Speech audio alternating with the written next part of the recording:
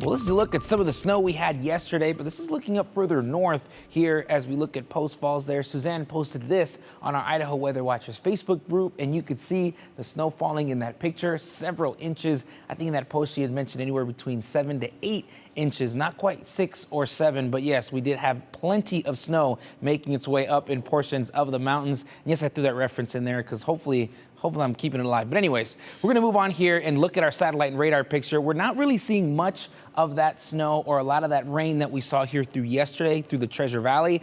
That is because that system has moved further east, and we're going to continue there through the eastern Magic Valley and then all the way in through Pocatello and eastern Idaho, and see that there start to taper off a little bit more here through the rest of this afternoon. Now, as we zoom out just a little bit, we are going to notice that this ridge of high pressure is what's going to take over here after seeing several systems bring in several rounds of snow and some rain across southwest Idaho. And then that's where we're going to see a little bit of a pattern change there. Cool and dry conditions. We're also expecting some very windy conditions here for today, and that's where we sit at here for the Twin Falls area. Some spots will start to see a wind advisory through this afternoon.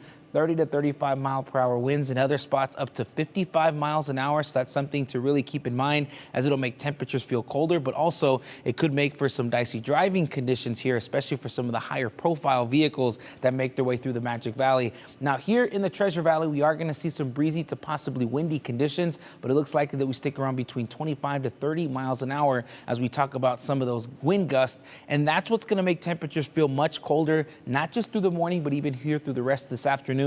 Forecast highs are looking around the upper 30s, so around 39 degrees. And of course, with those winds, it's going to feel about 10 degrees cooler here through the rest of this afternoon. Now, as we look at the future cast, we'll continue to see some of those showers that will linger there in portions of the mountains. But for the most part, we stay dry here across the Treasure and Magic Valleys. And then we're going to see that here through the rest of this afternoon as that system builds here over our area.